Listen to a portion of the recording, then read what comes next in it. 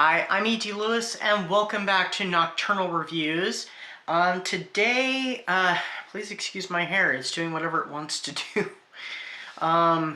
So today I'm doing a tag video. I feel like I haven't done a tag video in quite a while, and I do have some kind of backed up that I need to take care of. So today I'm doing the off the top of your head book tag, and I was tagged by the Book Buds. Thank you for tagging me. I always enjoy being tagged in tag videos, so please feel free to tag me at any time, anybody who does a tag video. I will get to it when I can. I know there are a couple other ones that I have not gotten to, and it's been a while since I've been tagged, but I just haven't gotten to do any of these for a bit. So today was the perfect opportunity to do one. So this was created by the library mouse Gina, and there are there are 10 tags, 10 prompts, sorry. I'm not sure who I'm going to tag at the end, so I think there'll just be a list of people. I'm not going to name the list, so check the description. Always check the description. So today, I don't have anything prepared. This is literally off the top of my head, just as it says, so we're going to see what happens. So, number 1, what was your favorite picture book as a child? I'm going to say The Hungry Hungry Caterpillar. Every time I see that book, I always go back to like kindergarten, first grade, around that time period when we were read that book, and we got to look through the pictures and whatnot. So that's my answer for that. I could probably come up with at least another, but that'll be the answer I go with. 2. What series did you love as a child? Now, I didn't really read much, and I struggled with reading as a child, but a series that I did love was introduced to us, and I think it was read to us first, and then when we had reading assignments and we had to do reading logs, I did tackle this series the best I could, and I did get a few under my belt, and that is the Magic Treehouse books. I greatly enjoyed those books. I loved the things that they'd go seeking and the places they'd visit in different times and different countries. It was all very cool. 3, the worst book you have read or tried to read. This one I know.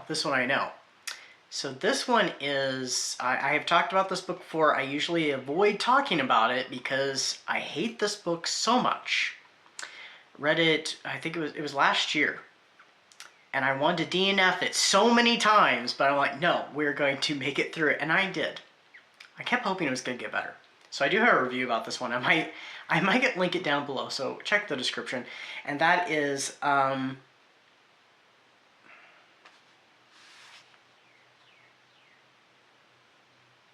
Bluebeard's Castle by,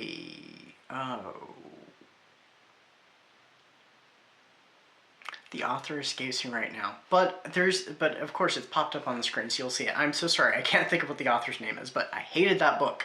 I still hate that book. I have not even deleted the ebook. I still have it. I don't think I have it down. I think I got rid of the download bit. I undownloaded it, but haven't deleted it yet. But yeah. Number 4, your favorite reading or book memory. Okay, so we're going to go back to the Magic Treehouse for a moment. Because every time I think about this series, this oftentimes pops in my head, and it just did now. I was reading one of them. I think they have more than one Egypt book, and at least one dealing with mummies, and I think this is one of the earlier ones dealing with mummies, so there might be 2, I'm not sure. I think it's Mummies in the Morning or something like that. And the 2 kids whose names escape me, they see a mirage, and I'd never seen the word mirage before. And so I'm reading out loud to my mom. I come to that word, and I just end up saying mirage. Granted, not very good at reading. Struggled a lot with it. Had never seen the word mirage. Had heard the word mirage. And it was one of those moments where, editing ED here, I decided to go ahead and cut the rest of this clip because I was having trouble coming up with sense of accomplishment. It just wasn't coming to me in the moment. 5. A book you loved as a movie.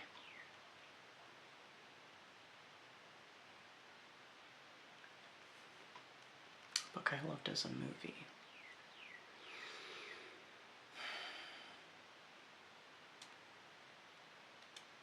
Sorry, I'm going to cough, so I'm going to cut this out. Sorry about that. I don't think I have an answer for this one, so I think I'm going to have to skip it, or if I come up with something by the end of the video, I will come back to it. So, 6. A book you wish they would make into a movie. Ooh, this one's easy. So, I know this one has almost been made into a movie at least once by Guillermo del Toro, and I wish he would make it, and that's At the Mountains of Madness by H.P. Lovecraft, because I would like to see this done. It would be very hard to do, but if anybody could pull off an interesting film adaptation, I think it would be del Toro. So I would very much like to see it happen. Or any kind of film adaptation of it in general. 7. A book character that you would like as a friend.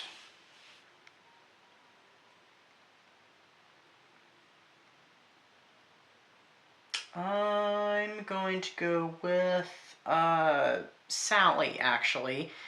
Sally Skellington not from The Nightmare Before Christmas, though she is from that, but specifically from a book, and that would be Sally's Lament. I would very much, I think I'd be pretty good friends with her. Her quick wit, her smarts. She's a very likable character. She's also relatable. The struggles that she goes through, and her seeking identity. I think I could get along very well with her. 8. A place you want to visit because of a book you read. This would be no specific book I have read, but, you know, I have read several books that have taken place in this location, but I'd love to visit London someday. Who knows if that will ever happen, but, yeah, definitely I'd like to visit London. 9. A nonfiction book you would recommend.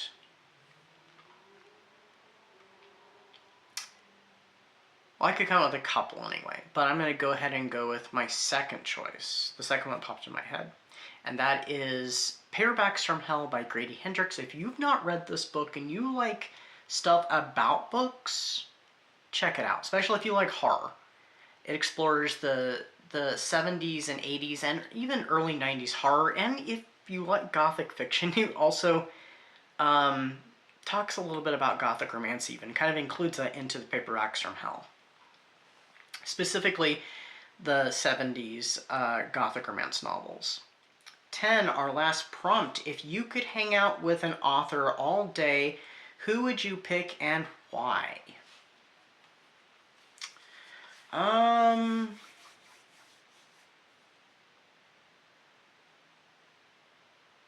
You know, I'm going to go with an author that I was introduced to last year, and I've already read another one of her books, and I hopefully can read the next 2 in that series this year, which would complete the series. Not The Reasons Why, though. But I would like to hang out with Adeline Grace, the author of the Belladonna series. I would love to pick her brain and see, you know, where did she come up with the inspiration for this series? And also just kind of talk to her about, you know, author things, you know, what inspires you to write in general and stuff like that. I think she'd be rather interesting, especially someone who's created the character of Signifaro and personifying death and fate in the way that she does, as well as the other characters. So, yeah, Adeline Grace is who I'm going to go with. I'm not sure who I'm going to tag, but I'm going to have people tagged down below in the description. Please check out the description. And I will see you all very soon. Stay safe, stay spooky, and until next time, bye-bye.